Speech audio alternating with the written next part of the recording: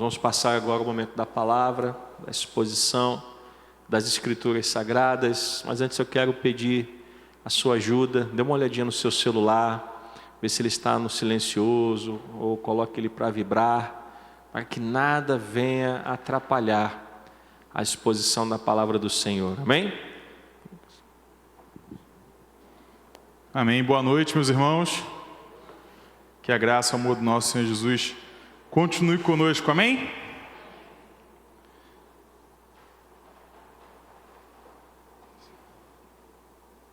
Vou pedir para você abrir sua Bíblia no livro de Lucas, capítulo 15.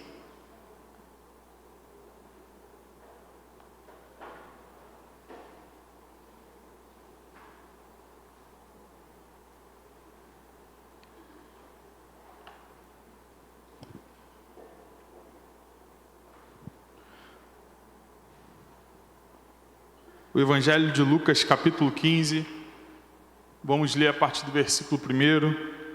Você também pode acompanhar pela projeção aqui no telão. Amém? Que diz assim: Aproximava-se Jesus de todos os publicanos e pecadores para o ouvir. Os fariseus e os escribas murmuravam, dizendo: Este recebe pecadores e come com eles. Então Jesus lhes contou uma parábola. Qual de vocês é o homem que, possuindo 100 ovelhas e perdendo uma delas, não deixa no deserto as 99 e vai em busca da que se perdeu até encontrá-la? E quando a encontra, põe-a sobre os ombros, cheio de alegria. Indo para casa, reúne os amigos e vizinhos, dizendo-lhes: Alegrem-se comigo, porque já achei a minha ovelha perdida. Digo a vocês que assim haverá mais alegria no céu por um pecador que se arrepende do que por 99 justos que não necessitam de arrependimento. Ou qual é a mulher que, tendo 10 dracmas, se perder uma delas, não acende a lamparina, varre a casa e a procura com muito empenho até encontrá-la? E quando a encontra, reúne as amigas e vizinhas, dizendo: Alegrem-se comigo, porque achei a dracma que eu tinha perdido. Eu afirmo a vocês que a mesma alegria existe diante dos anjos de Deus por um pecador que se arrepende. Jesus continuou: Certo homem tinha 2 filhos. O mais moço deles disse ao pai: Pai, quero que o Senhor me dê a parte dos bens que me cabe. E o pai repartiu os bens entre eles. Passado não muitos dias, o filho mais moço, ajuntando tudo que era seu, partiu para uma terra distante e lá desperdiçou todos os seus bens, vivendo de forma desenfreada. Depois de ter consumido tudo, sobreveio àquele país uma grande fome, e ele começou a passar necessidade. Então foi pedir trabalho a um dos cidadãos daquela terra, e este o mandou para os seus campos a fim de cuidar dos porcos.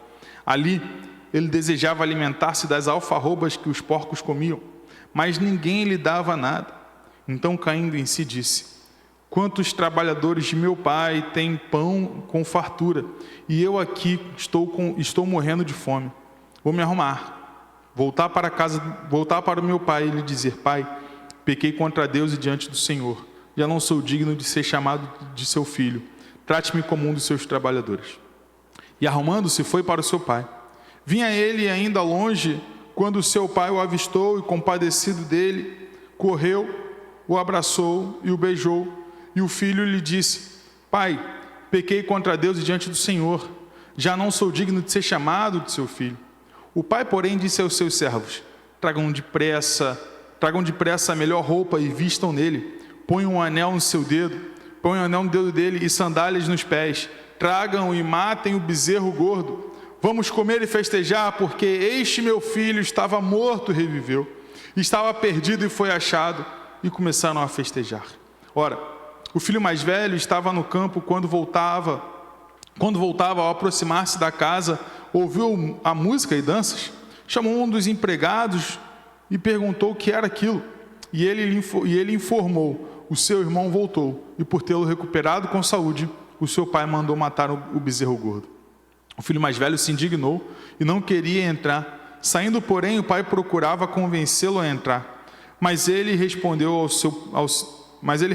seu pai: Faz tantos anos que sirvo o Senhor e nunca transgredi um mandamento seu. Mas o Senhor nunca me deu um cabrito sequer para fazer uma festa com os meus amigos. Mas quando veio esse seu filho que sumiu com os bens do Senhor, gastando tudo com prostitutas, o Senhor mandou matar o bezerro gordo para ele. Então o pai respondeu: meu filho, você está sempre comigo, tudo que eu tenho é seu. Mas era preciso festejar e alegrar-se, porque este seu irmão estava morto e reviveu, e estava perdido e foi achado. Senhor, nos abençoe com a tua palavra nessa noite. Que teu Espírito Santo fale aos nossos corações, Pai. Senhor, que nesse momento nada possa nos distrair, Deus. Que nossas mentes e corações estejam amarrados a Ti nessa noite, Senhor, para que estejamos atentos àquilo que o teu Espírito quer falar aos nossos corações. Anula toda a carne, Senhor, anula tudo aquilo que não vem de Ti, que o teu Espírito, Senhor, que já está nesse lugar, fale aos nossos corações. É a oração que te fazemos e já te agradecemos no nome santo de Jesus. Amém. Aqui a gente está diante de uma situação, né, onde Jesus, ele vinha já há um tempo, iniciado o seu ministério, e dando vários ensinamentos. Se você olhar para trás, você vai ver Jesus ensinando a orar, você vai ver Jesus falando, por exemplo, contra a hipocrisia. Jesus, ele conta outras parábolas aqui no meio do caminho. Você vê Jesus sempre tratando da questão de arrependimento de pecados. Jesus fala um pouco mais sobre outras condições, né, para ser seu seguidor. E quando chega aqui no capítulo 15 de Lucas, Jesus, ele se depara com uma situação bem chata e bem complicada. Publicanos e pecadores estavam ali do lado dele. Ou seja, quem eram os publicanos e os pecadores? Pessoas que não eram judeus. Se a gente trouxer para os nossos dias, aqueles que não frequentam uma igreja, aqueles que não conhecem Jesus, aqueles que ainda não receberam o Senhor Jesus como seu Senhor e Salvador. Pessoas que vivem conforme, em nossos dias, vivem conforme o mundo toca, vivem conforme a onda desse mundo, vamos dizer assim, vai junto com a maré. E Jesus, ele está ali naquele meio, com pessoas que não eram judeus. Os fariseus, você vê isso logo no versículo 2, os fariseus e os escribas ficaram revoltados com isso. Porque como pode Jesus, aquele que era um mestre, já reconhecido por muitos como Filho de Deus, o Messias enviado, sentar, comer e participar de momentos com pessoas que não eram judias, com pessoas que eram tidos como muitos por simples pecadores que não mereciam nenhum tipo de bondade. E é nesse contexto que Jesus se encontra, e a partir dali, ele começa a falar de algo que muitas das vezes a gente também acaba entendendo de uma forma um pouco errada. Mas Jesus, ele dá aqui um ensinamento em 3 parábolas, que esse ensinamento é algo para a gente levar para a vida. Primeiro, antes de tudo, o maior ensinamento que Jesus nos traz aqui é que se sentar com pecadores e publicanos para ensinar a verdade não é um problema. Se sentar com pessoas que não conhecem a Jesus para falar do Evangelho não é um problema. O problema é quando sentamos, como vai dizer no Salmo 1, na roda dos escarnecedores, quando nos assentamos num lugar onde o assunto é um problema, onde o assunto, na verdade, gira em torno de coisas profanas, onde a gente, ao invés de influenciar, somos influenciados e acabamos perdendo a nossa identidade como cristão. Mas isso é um problema. Mas o que Jesus está mostrando aqui é o seguinte: olha, se sentar com pessoas que não creem no Evangelho para ensinar o Evangelho não só não é um problema, como é algo que eu e você devemos fazer. E essa atitude de Jesus deixaram os religiosos da época muito revoltados. Deixaram as pessoas assim revoltadas ao ponto de começar, a Bíblia vai dizer, murmurar. Ou seja, já não era uma coisa, a gente vai relevar, não, todo mundo começou. Como que esse cara pode se assentar com essas pessoas? Isso acontece outras vezes, por exemplo, quando Jesus ele chega próximo à mulher samaritana no poço, a mesma coisa acontece, e ali, a maioria dos que estavam ali eram seus discípulos, e as pessoas começam, como que esse homem pode conversar com uma mulher? A própria samaritana, na hora, como que o Senhor, sendo judeu, vai falar comigo? A gente vê isso também na história de Zaqueu, quando Jesus fala, Zaqueu, desce daí, e vem ter comigo que eu vou para a tua casa. E o povo, como que Jesus pode se assentar com uma pessoa que faz o mal? Mas Jesus ele começa a falar de algo aqui muito, muito, muito interessante. Primeira parábola que ele traz é a parábola da ovelha perdida, onde ele traz o povo para o contexto dele e fala, e começa a falar com eles mesmos, Qual de vocês aqui, que possuindo 100 ovelhas, se perder uma, você não vai deixar as 99 aqui e ia trazer? E talvez a gente pode pensar assim, eu não faria isso não. 100, perdi uma, ainda continuo com 99, certo? Não faz sentido, para que eu vou deixar 99 aqui e vou embora? Mas Jesus, ele sempre muito sábio, muito inteligente, o nosso Senhor, ele trata de algo muito valioso para aquelas pessoas. A ovelha era algo muito valioso. A gente está falando aqui num contexto muito pobre. A gente está falando num contexto aqui de cidade, onde uma das maiores coisas que movimentavam a economia daquele lugar era a pesca, por exemplo. Várias cidades naquela época, a pesca era o que movimentava. E a pesca era algo que era feito por pessoas que não tinham estudo, por pessoas que não tinham nenhuma perspectiva assim de vida, Se a gente colocar hoje, vamos colocar assim, uma pessoa que faz talvez e obviamente a gente tem que valorizar esse trabalho porque era o que gerava, Mas, por exemplo, é uma pessoa que talvez hoje faz um trabalho mais manual, A gente tem muito, talvez, essa situação, de pessoas que constroem coisas. Tem muito aquela figura no mercado de trabalho do peão, o peão é o cara que está lá, só está ali para quebrar pedra, para fazer alguma coisa. Mas a gente esquece que essa pessoa é muito importante para que a obra aconteça, para que tudo aconteça e para que a economia gire, Porque sem a pessoa que quebra pedra não tem nenhuma construção. Mas a gente está tratando dessa situação. Então, quem tinha ovelhas naquela época, você está tratando de uma coisa muito valiosa. Vamos colocar aqui, como tentar fazer uma comparação meio radical. É como se a pessoa tivesse um monte de Bitcoin aqui.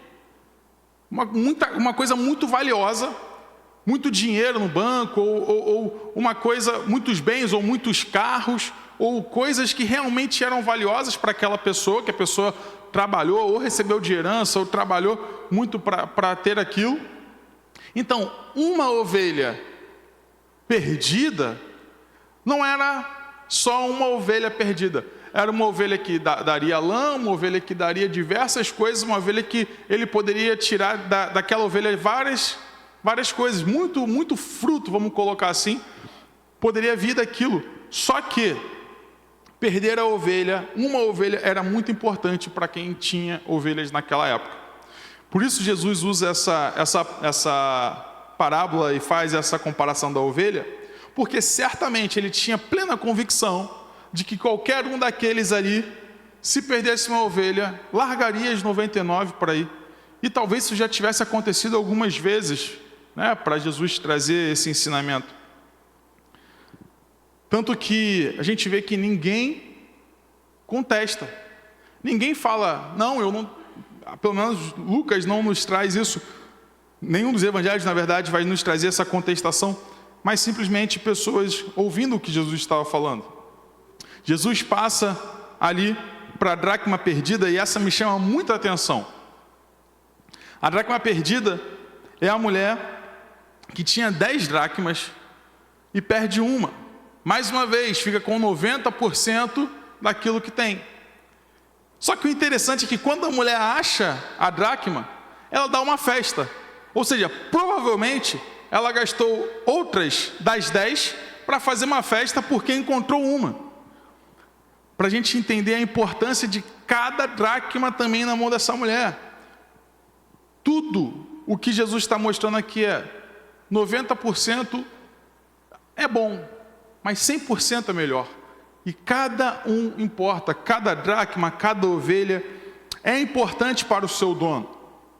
E aí Jesus continua agora uma parábola muito famosa, que é do filho pródigo, e vai falar que ele pede, né, todos os seus bens de direito e sai fora, vai embora para outro lugar, passa por muitos problemas. Quando eu era mais novo, antes de sair para a igreja, né, meus pais, a gente tomando café aos domingos, sempre tinha, não sei se vocês já viram com seus filhos, sempre tinha na Record um desenhozinho bíblico, não sei se vocês já viram, não sei se ainda tem. A gente sentava, né, e enquanto eu estava lá, aquela coisa, ia tomar café antes de ir para a igreja, e quase todo domingo estava passando lá o desenho do filho pródigo. E aquilo, quando eu era pequeno, me fazia imaginar, ter ali a noção, não realmente, né, mas ter uma noção do que acontecia. E aquele desenho mostrava o menino saía, pegava o dinheiro do pai, ia embora, e a Bíblia é clara, né, dizendo que ele gastava com coisas que não eram lícitas, e aí mostrava ele indo para uma outra cidade, e gastando todo o dinheiro, e aquilo é algo visual, assim, por exemplo, como a gente tem hoje The Chosen, né, essas ilustrações que a gente consegue visualizar um pouco mais. Eu posso imaginar esse jovem, eu ainda como um jovem, posso imaginar esse jovem cheio de dinheiro no bolso, saindo da casa de seu pai e pensando o seguinte: agora eu sou dono da minha vida, agora eu posso fazer o que eu quiser, agora ninguém manda mais em mim, eu tenho dinheiro, não tenho mais meu pai para mandar em mim, então eu vou fazer o que eu quiser. E aí, muitas das vezes, a gente se pega numa situação onde pessoas estão nessas 3 situações. É o que o próprio Jesus vai falar. Ele diz que, no versículo 7, há mais alegria no céu por um pecador que se arrepende do que 99 justos que não necessitam de arrependimento. Ele vai falar no versículo 10 que a mesma alegria diante dos anjos e de Deus por um pecador que se arrepende, a mesma alegria que tinha na mulher que achou a sua dracma. E Jesus vai mostrar aqui também no final que o pai olha para o filho e fala e se alegra muito porque aquele filho que tinha se perdido agora tinha sido encontrado.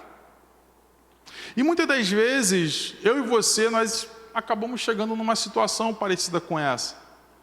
A gente, muitas das vezes, pode estar em um dos 2 lados. O primeiro lado é quando tudo está bem na nossa vida, quando tudo está indo certo, e a gente já começa a deixar as coisas de Deus em 2º, 3º, 4º, 5º plano. Quer ver uma coisa? Todo mundo já ouviu uma história dessa, né? Orando para Deus abençoar, para Deus dar um emprego, para Deus prosperar, e aí Deus dá um emprego. Aí, pô, que bênção, um emprego, Deus prosperou, agora eu tenho dinheiro, agora... Só que aí, com esse dinheiro que Deus deu, a pessoa vai lá, pô, lícito, vai lá, compra uma casinha de praia, né? Ou então, pô, agora eu vou fazer uma viagem e tal. Só que aí vai para a casa de praia todo final de semana, não vem mais para a igreja. Vai fazer uma viagem todo final de semana e já não lembra mais da igreja. Ou seja, a vida já passa a ser outra coisa e ter outras prioridades que não o Senhor. É claro, nós podemos e devemos buscar o Senhor no nosso dia a dia. A gente precisa, Jesus mesmo ensina, entrar no nosso quarto, fechar nossa porta e orar ao nosso Pai que está nos céus. Mas o ajuntamento dos santos, a comunhão, seja na igreja ou seja como nós temos hoje em dia na célula, isso é muito importante, isso precisa ter, senão Deus não instituiria a igreja, senão os apóstolos não precisariam andar juntos, senão a igreja não precisaria avançar, simplesmente Jesus deixava cada um no seu lugar. E às vezes eu e você estamos nessa situação, ou mais além, entendemos que Jesus nos salvou, nos achegamos ao Senhor, mas por algum momento da vida acabamos nos afastando dos caminhos do Pai. E nesse momento, muitos de nós, talvez você possa pensar que não tem mais volta. Como esse filho pródigo, você talvez possa pensar: eu não tenho mais direito de ser filho. Eu não tenho mais direito de ser chamado pelo meu pai como filho. Porque fiz tanta coisa. Porque muitos problemas eu arrumei. Vivi uma vida longe do Senhor. Vivi coisas que eu sei que são erradas. Mas sempre há um caminho de volta. Sempre há um caminho de retorno. Sempre há o caminho da reconciliação com o Pai. É isso que nós vimos aqui.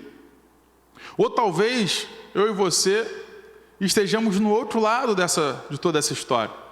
Talvez eu e você não sejamos a dracma que se perdeu. Talvez eu e você não sejamos o filho pródigo ou a ovelha que se perdeu. Mas talvez eu e você sejamos os escribas e fariseus, que murmuram o tempo todo quando vêm pessoas se assentando, né, com aqueles que são pecadores. Como pode Jesus abençoar uma pessoa? Como pode essa pessoa receber alguém da igreja, sendo que essa pessoa nem é crente? Ou então, como pode? Como que eu vou falar de Jesus para aquele meu vizinho, para aquela minha vizinha? O pastor está falando aqui, poxa, convida para a célula, evangeliza. Pô, pastor, o senhor está falando isso porque você não conhece a pessoa, pastor.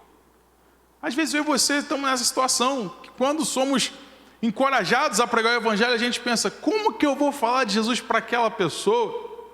Aquela pessoa que só faz isso, só faz aquilo, é viciado, enfim. E a gente começa a rotular a pessoa, porque de fato o mundo jaz no maligno e pessoas fazem coisas ruins. Isso de fato acontece. Mas a primeira coisa que Jesus nos mostra é que nós precisamos nos importar com os publicanos e pecadores. Nós precisamos nos importar com aqueles que se perdem. Nós precisamos nos importar com a ovelha que se perdeu. Nós precisamos nos importar com a dracma que se perdeu. Nós precisamos nos importar com o filho que fugiu, que saiu fora com todos os bens. E precisamos estar prontos para festejar quando a ovelha é achada, quando a dracma é encontrada e quando o filho se arrepende. Nós precisamos estar prontos, com o coração alegre, ansioso para que essas coisas aconteçam. Só que a parábola da ovelha perdida, a parábola da dracma perdida e a parábola do filho pródigo, ela tem um foco muito maior do que a ovelha, a dracma e o filho. A parábola da ovelha perdida, o foco maior é no dono que vai atrás da ovelha perdida. Não se trata da ovelha que se perdeu, porque essa ovelha que se perdeu, ela não conseguiu voltar sozinha. Note que Jesus vai dizer que um homem, e ele fala: qual de vocês não vai deixar as 99 e vai atrás daquela que se perdeu? E quando encontrar, vai colocar sobre os ombros cheio de alegria. Ou seja, a ovelha não conseguiu retornar sozinha. Foi o dono da ovelha que abandonou, deixou as outras 99 e foi embora buscar a que estava perdida. Assim também a dracma. A dracma não simplesmente aparece. Sabe aquele... Hoje é mais difícil com o Pix, mas sabe aquele dinheiro que quando vai entrar no carro, ou então vai lavar uma roupa, põe a mão no bolso da calça e nem saber que eu tinha esse dinheiro mais. Hoje é mais difícil, né? Com Pix, com transferência aí pelo celular. Minha mãe sempre, antes de casar, né? Minha mãe sempre falava assim: poxa, eu não acho mais um real na calça de vocês só querem saber de usar Pix. Não foi isso que aconteceu. Não foi, botou, onde está a dracma, onde está a dracma? Ih, achei a dracma. Vai dizer que a mulher, ela acende uma lamparina, varre a casa e procura até cansar. Não, vai dizer, procura com muito empenho até encontrá-la. Não se trata da dracma apenas que foi perdida, mas se trata da mulher que fez de tudo e só parou quando encontrou a dracma.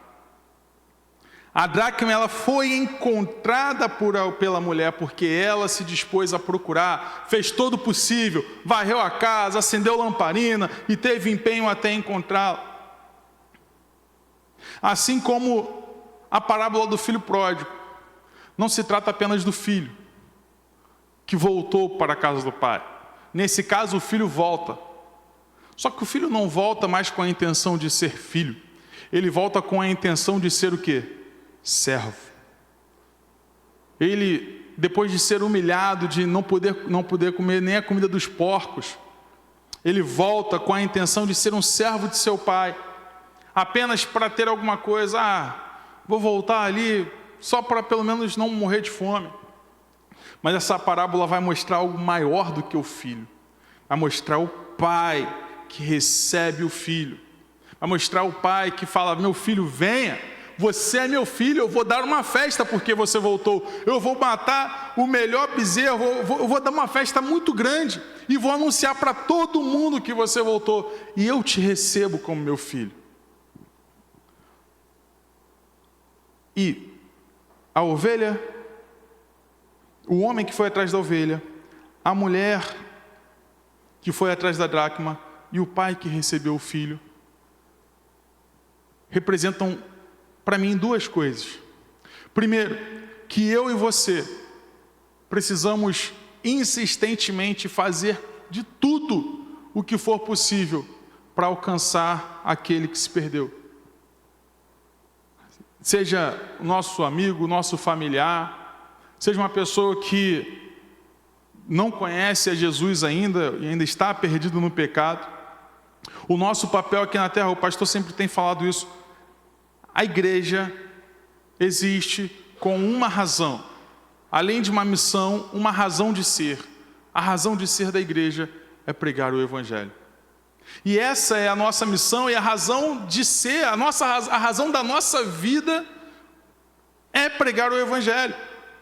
Eu e você precisamos ser como esse homem, essa mulher, que vai atrás até encontrar, sem cansar.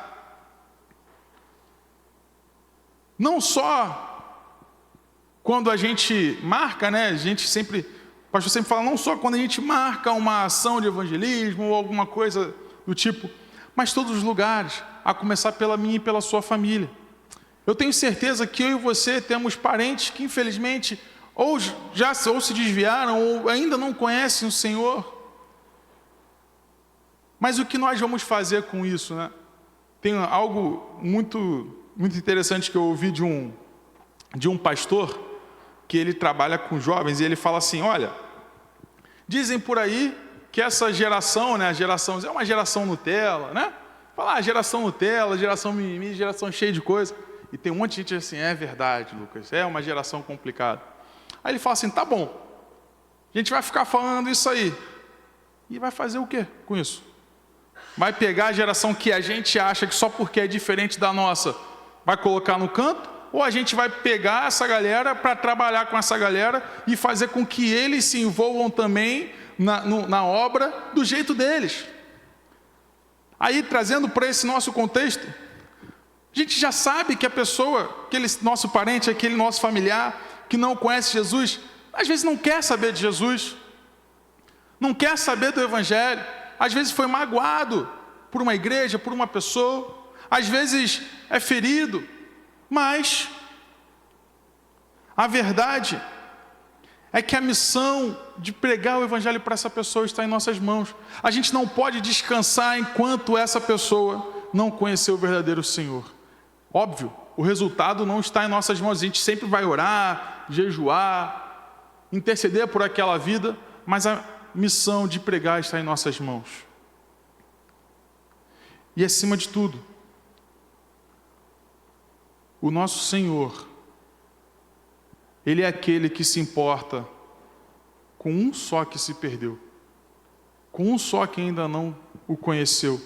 E Ele, como esse pai do filho perdido, esse pai do filho pródigo, Ele continua de braços abertos, Ele continua amando o filho, e no momento que o filho voltar, certamente haverá uma festa.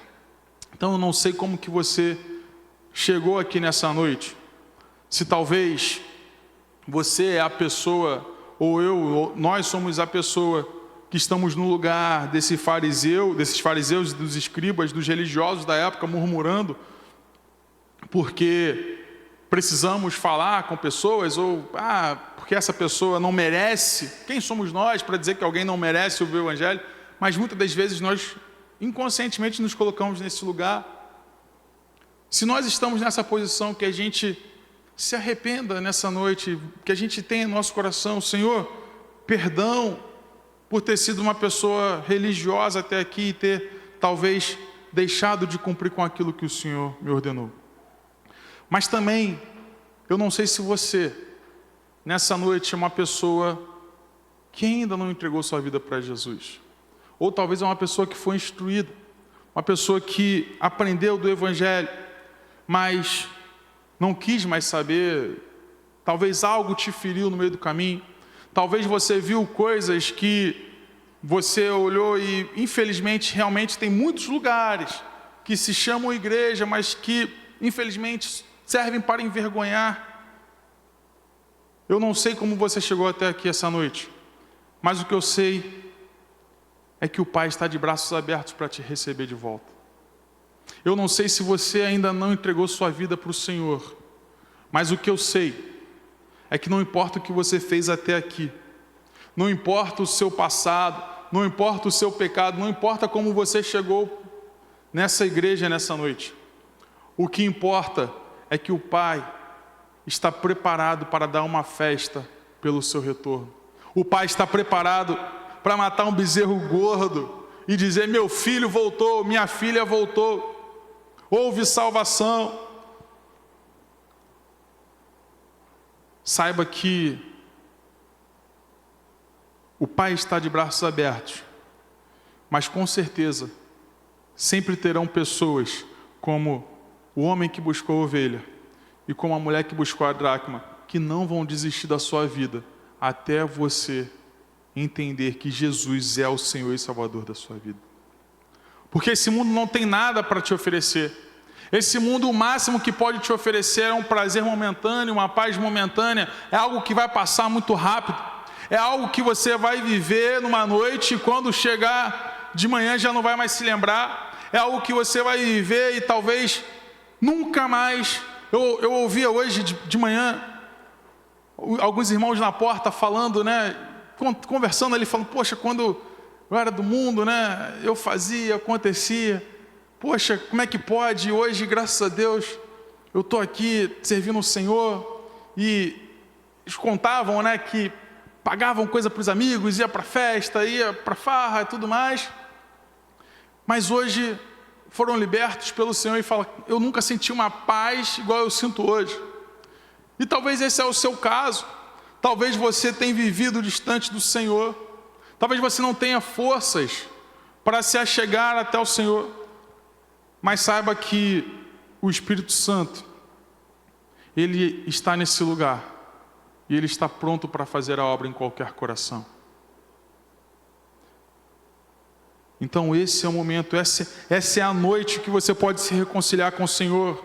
Porque aqui nós estamos tratando não de algo que para que Jesus, depois Ele continua falando de diversas coisas, mas o que nós estamos tratando aqui é de vida e morte eterna. A gente está tratando de uma eternidade com ou sem o Senhor. Uma eternidade que sem o Senhor, às vezes a gente pensa, a morte eterna, vou morrer, pronto, acabou, não vai ter mais nada. Não. Morte eterna significa sofrimento eterno. Sofrendo eternamente longe do Senhor. Mas também estamos tratando de uma vida eterna ao lado do nosso Deus. Uma vida eterna que o próprio Jesus, lá em João 14, disse que foi preparar o lugar para o seu povo, para a sua igreja, para os seus filhos. O lugar onde nós já ansiamos viver. O lugar onde todos os dias o cristão espera pelo cumprimento da volta de Jesus e para que nós possamos ir para esse lugar. Novos céus e nova terra, uma eternidade com o Senhor. Nós estamos tratando aqui de vida plena e abundante. E não só isso, esse é o mais importante, mas enquanto estivermos aqui nessa terra esperando, nós estamos tratando de como será a nossa vida até lá. Nossa vida pode ser uma vida longe do Senhor, onde a gente passe muito tempo lutando sozinho, onde a gente queira chegar nos nossos objetivos sozinhos, onde a gente queira conquistar sozinho, onde nossas metas sejam alcançadas na nossa cabeça por nossa força. Ou nós estamos falando aqui também de termos, como Jesus falou, um consolador para nos ajudar, o Espírito Santo para nos guiar, uma pessoa para todos os dias falar: abençoe meu dia, Senhor, te entrego minha vida. Quando for tomar uma decisão, consultar ao Senhor. Ontem nós falávamos aqui no GAT sobre as resoluções para 2026. E incentivamos os jovens, né? Façam planos para 2026. Pega lá no teu celular, no bloco de notas, num caderno, não sei. Anota. Faça planos. Fala, olha, em 2026, poxa, eu tenho um plano, sei lá, eu quero me casar, eu quero passar numa prova. A gente falava isso com eles. E incentivo também a igreja, ainda vai ter mais para frente culto da virada, tudo mais, o pastor sempre nos incentiva também. Incentiva a igreja, faça planos para 2026. Parece que não, mas daqui a pouco já é dezembro, o ano praticamente já acabou. Faça planos, coloque seus motivos de oração, coloque ali aquilo que você deseja para o ano que vem. Mas falamos ontem também, e repito hoje, que o nosso principal, o top 1, o primeiro, o topo da nossa lista, seja ser reconhecido pelo Senhor como filho amado. Ontem usamos a figura de Jó, quando Deus dá o testemunho de Jó e fala que Jó era visto por Deus como um homem justo, íntegro, reto, que amava a Deus e se desviava do mal. E que essa nossa lista, que o topo da nossa lista seja continuar sendo reconhecido pelo Senhor como um filho amado. E isso, meu irmão e minha irmã, o Senhor já nos deu. Quando Jesus morreu naquela cruz, Ele quebrou toda a distância, Ele encurtou toda a distância, toda a amarra que nos prendia ao pecado, tudo aquilo que nos fazia viver como escravos do pecado. Nós fomos libertados de tudo aquilo que Satanás fazia em nossas vidas, para viver uma vida de novidade com o Senhor, para viver uma vida de alegria com Deus, sabendo que mesmo em meio às dificuldades o Senhor está conosco. Imagina você viver dificuldades sem Jesus. Deve ser horrível, deve ser muito ruim passar por problemas sabendo que você está sozinho na vida. Deve ser péssimo, mas ainda que continuemos passando por problemas, saber que Jesus está ao nosso lado, saber que o Senhor nos toma pela nossa mão direita e diz: não temas que eu te ajudo, isso é maravilhoso. E é isso que o Senhor coloca para nós. Nós precisamos entender que Jesus tem uma nova vida para todos aqueles que nele crê.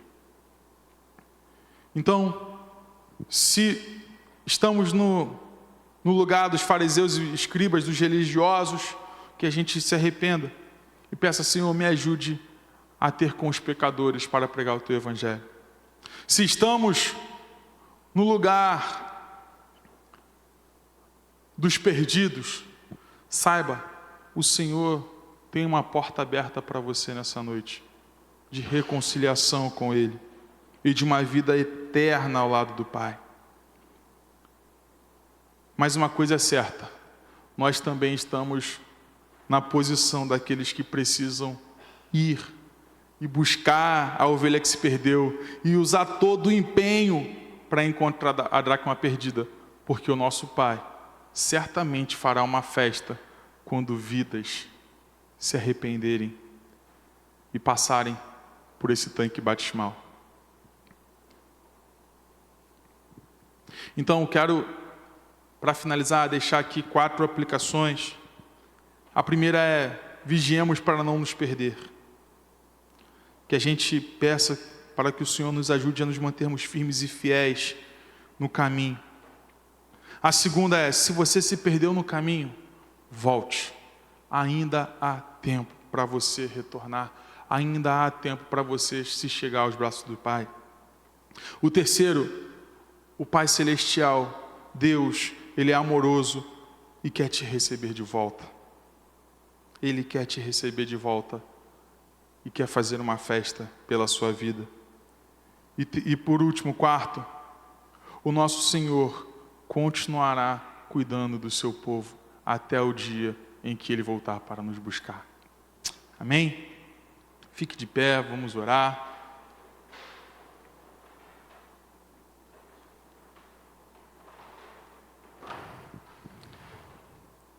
Eu não sei qual é a sua situação nessa noite, mas se você se encaixa em alguma dessas questões, se talvez você entendeu que tem sido religioso a ponto de não se importar com as vidas dos que estão lá fora, esse é o momento de pedir perdão ao Senhor. Mas também, se o seu caso é que você ainda não reconhece Jesus como seu Senhor, é que talvez você vem na igreja, mas lá fora você vive uma vida conforme você quer. Talvez você vem para a igreja, mas lá fora vive da maneira que esse mundo dita o ritmo. Também é momento de pedir perdão, porque o Senhor, Ele está preparado para dar uma festa para você, colocar um anel nos seus dedos, te chamar de filho, de filha. Se algum desses é o seu caso, eu te convido, se assim você desejar, a colocar sua mão no coração, feche seus olhos. Senhor, nós te agradecemos, Pai, porque o Senhor é um Deus bondoso. O Senhor é um Deus que se importa com os teus, Pai. O Senhor é um Deus que o tempo todo está de braços abertos para nos receber de volta. E nós queremos te pedir, Pai, perdão se temos vivido uma religiosidade, Pai. Se temos vivido um evangelho frio, a ponto de não nos importarmos com aquele que está ao nosso lado. Se passamos os nossos dias vendo pessoas se perderem e não nos importamos, Senhor, tenha misericórdia de nós, Pai. Se em algum momento nos achamos superiores a essas pessoas, Senhor, tenha misericórdia, perdão, Pai. Nos ajude, Senhor. Nos ajude a colocarmos todo o nosso empenho em ir atrás daqueles que se perderam, em pregar o Evangelho para aqueles que ainda não te conhecem, Pai. Nos ajude, Senhor, a cumprir a missão que Jesus nos deixou, Pai. Senhor, te peço também, se há alguém aqui, Pai, com a mão no coração que ainda não entregou a vida a Ti, Pai, eu te peço, Senhor, que Teu Espírito Santo entre nesse coração e faça morada, Pai. Que o Senhor transforme a vida e que em nome de Jesus, Pai, essa pessoa entenda que não há outro caminho, não há outro lugar, que só Jesus é o caminho, a verdade e a vida. Só Jesus é aquele que pode salvar, curar, libertar. Que com Jesus Nós não estamos mais sozinhos. Que nesse mundo nós teremos aflições, mas nós podemos ter bom ânimo, porque Cristo venceu o mundo, Pai. Ajude, Pai, essa pessoa. Liberta, Senhor, das correntes que amarram. Liberta, Senhor, do pecado. Tira, Senhor, as vendas dos seus olhos. Troca, Senhor, o coração por um coração dado por Ti. E que em nome de Jesus, assim como o Senhor Jesus falou a Nicodemos, que essa pessoa nasça de novo no Espírito Santo, Senhor. Em nome de Jesus, Senhor, nós te clamamos por salvação nessa noite, Pai. Nós te clamamos, Senhor, para que a dracma seja encontrada, a ovelha seja recuperada e o filho seja aceito nos teus braços, Senhor. Em nome de Jesus, Pai.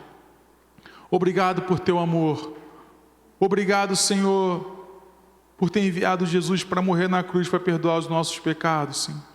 Nós não éramos dignos, nós não merecíamos, Senhor.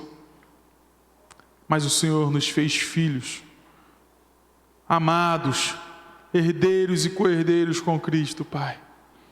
E nós ansiamos pelo dia que o Senhor há de vir para nos buscar, Pai.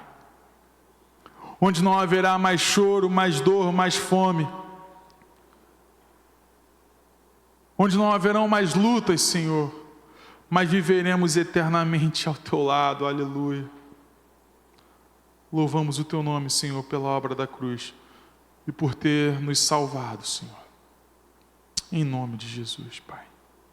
Senhor, eu também te peço que o Senhor nos leve aos nossos lares agora em paz e em segurança. Que Teu Espírito Santo nos acompanhe, Senhor. Nos livre e nos guarde de todo mal, Pai. Que em nome de Jesus nós cheguemos em casa, em paz.